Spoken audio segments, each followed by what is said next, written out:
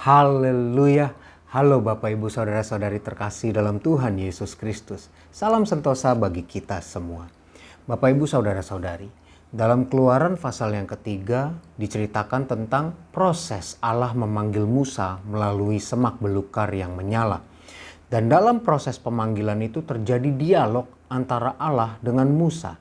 Dan saya akan bacakan Keluaran pasal 4 ayat 1 sampai 9 yang masih merupakan dialog antara Allah dengan Musa terkait pemanggilan Musa untuk membebaskan bangsa Israel dari Mesir.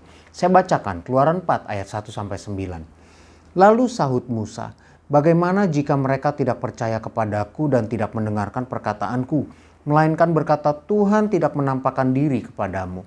Tuhan berfirman kepadanya, "Apakah yang di tanganmu itu?" Jawab Musa, "Tongkat." Firman Tuhan, "Lemparkanlah itu ke tanah." Dan ketika dilemparkannya ke tanah, maka tongkat itu menjadi ular sehingga Musa lari meninggalkannya. Tetapi firman Tuhan kepada Musa, "Ulurkanlah tanganmu dan peganglah ekornya." Musa mengulurkan tangannya, ditangkapnya ular itu lalu menjadi tongkat di tangannya. Supaya mereka percaya bahwa Tuhan Allah nenek moyang mereka, Allah Abraham, Allah Ishak dan Allah Yakub telah menampakkan diri kepadamu.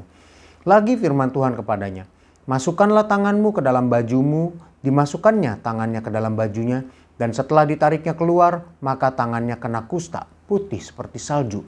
Sesudah itu firman-Nya, "Masukkanlah tanganmu kembali ke dalam bajumu."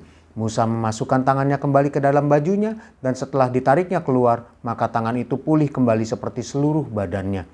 Jika mereka tidak percaya kepadamu dan tidak mengindahkan tanda mujizat yang pertama, maka mereka akan percaya kepada tanda mujizat yang kedua. Dan jika mereka tidak juga percaya kepada kedua tanda mujizat ini dan tidak mendengarkan perkataanmu, maka engkau harus mengambil air dari sungai Nil dan harus kau curahkan di tanah yang kering. Lalu air yang kau ambil itu akan menjadi darah di tanah yang kering itu. Bapak Ibu Saudara-saudari, dialog antara Allah dengan Musa ini membahas tentang bagaimana kalau bangsa Israel tidak percaya bahwa Allah memanggil Musa untuk membebaskan mereka. Keluaran 4 ayat 1. Dan Allah menjawab kepada Musa, lakukan beberapa hal. Yang pertama, lempar tongkat, tongkat menjadi ular. Yang kedua, Musa memasukkan tangan ke bajunya, lalu Musa terkena kusta. Dan masukkan lagi, kustanya pulih. Allah memberikan tanda-tanda mujizat supaya orang dapat percaya. Jadi pelajaran apa yang bisa kita ambil melalui dialog Allah dengan Musa ini, Bapak Ibu Saudara-saudari? Mujizat diberikan untuk orang-orang yang belum percaya supaya mereka percaya. Lalu bagaimana dengan kita, orang-orang yang sudah percaya? Ibrani 6 ayat 1 dan ayat 2 saya bacakan.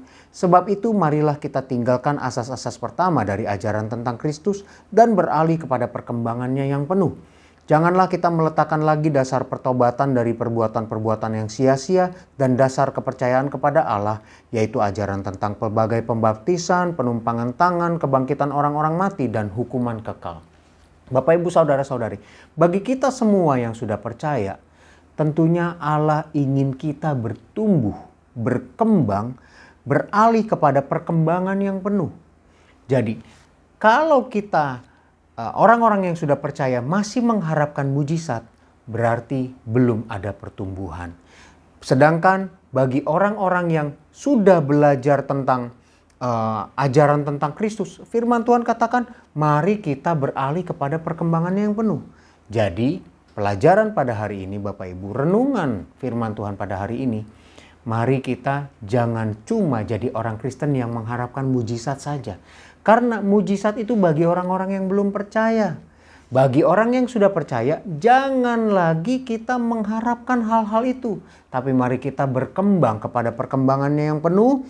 Kita tinggalkan ajaran-ajaran dasar, apalagi tentang mujizat. Tapi mari kita berkembang mengenal Allah sampai perkembangannya yang penuh. Sampai kita benar-benar percaya, tidak bimbang kepada Allah. Tuhan tolong kita semua. Mari kita berdoa. Haleluya, Tuhan Yesus, terima kasih untuk renungan firman-Mu pada hari ini. Engkau mengajar kami, Tuhan, supaya kami meninggalkan azas-azas dasar dari pengenalan akan Engkau, Tuhan. Apalagi sampai kami hanya mengharapkan mujizat saja.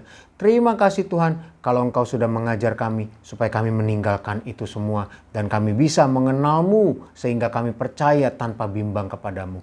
Tuhan tolong mampukan kami. Tuhan tolong biar kami Tuhan bisa melakukan firman-Mu ini. Dan hamba berdoa Tuhan, kalau hari ini umat-umat-Mu akan kembali melaksanakan segala aktivitas mereka yang bekerja profesional, yang berwirausaha, yang kuliah, yang sekolah, yang belajar. Tuhan berkati mereka semua. Beri hikmat, urapi, beri kemampuan Tuhan. Yang bekerja, yang berwirausaha, apapun yang mereka hasilkan, baik barang maupun jasa, semua berkualitas baik dan memuliakan nama-Mu.